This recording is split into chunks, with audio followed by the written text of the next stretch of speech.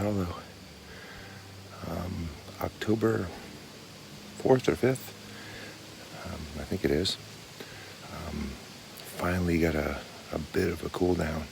It's been near 80 degrees, almost 90 degrees. Opening day was a little cooler, but it was really rainy. Perhaps you saw my video that Rachel recorded. But I am here sitting in the white oak stand today. Acorns are falling really heavy. It's supposed to cool down. It's probably 60 degrees right now. I'm hoping it cools down a bit later. Just got the stand. It's probably 4:30, 4:40. Came straight from work here. And I'm really excited about the day. Trying out some new gear. This is my new camera bow holder. I also have my other video camera. My GoPro actually died on me today, so hopefully we'll get some better video than we have been, and really looking forward to get some deer on video, and if we're real lucky, maybe a nice shot. So we'll see what happens.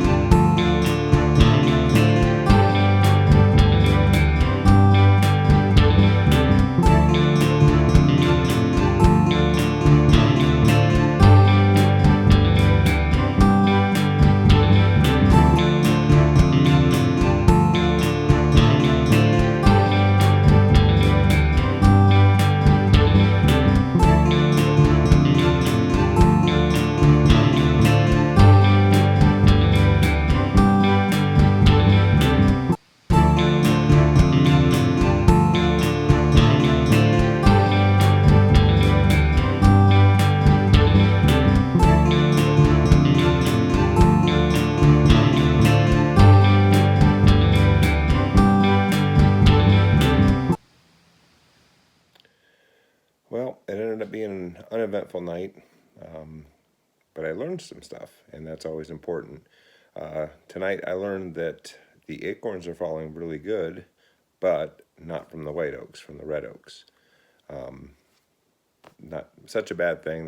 There's certainly plenty of mast, though it looks like it's mostly red oak mast. The squirrels were knocking them down pretty good, so I was a bit surprised not to see anything with the cold front moving in, but I guess that's hunting. The other thing I learned is I don't love that stand placement, and I'm going to have to adjust it. It feels a bit more out and open, and I think I saw a tree that's a little bit better. Actually faces the other way, which may be beneficial.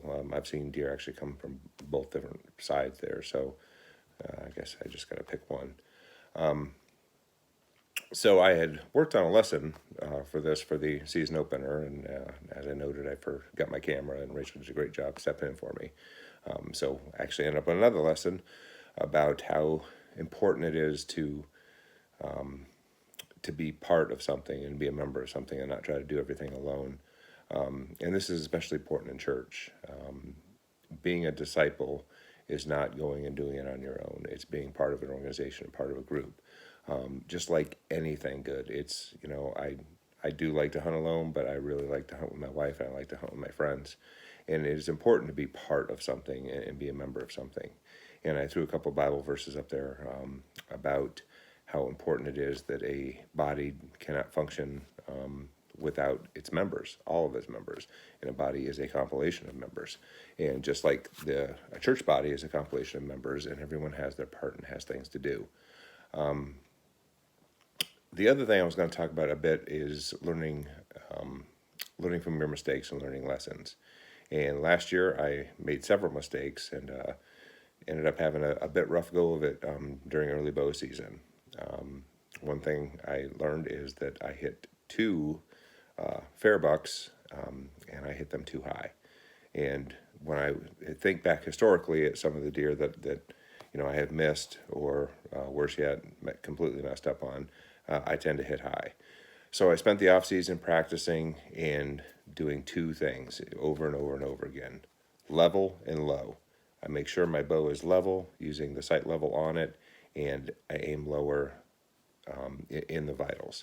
And especially up in a tree stand, that's going to help. I'd rather miss low than high.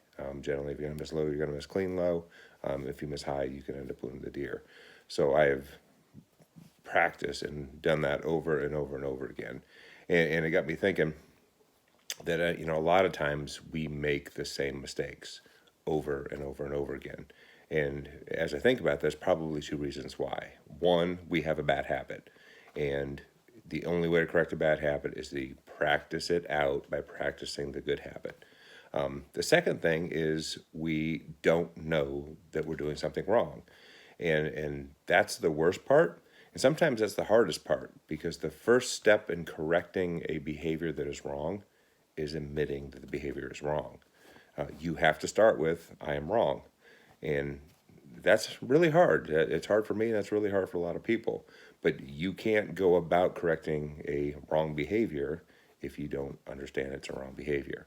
And that's, again, where having really good friends and people you trust, and wife, husband, significant other, people who have the courage and feel free enough to tell you that you're doing something wrong. Once you know it's wrong, then you can focus on the habits. And it applies to the hunting situation too. Listen to advice. I had a young hunter, man, he asked me all kinds of questions every day. And sometimes I don't know the answer. And it's kind of cool when I don't know the answer, because I'll go and I'll look it up and try to figure it out. So, again, kind of two things. One, learn from your lessons.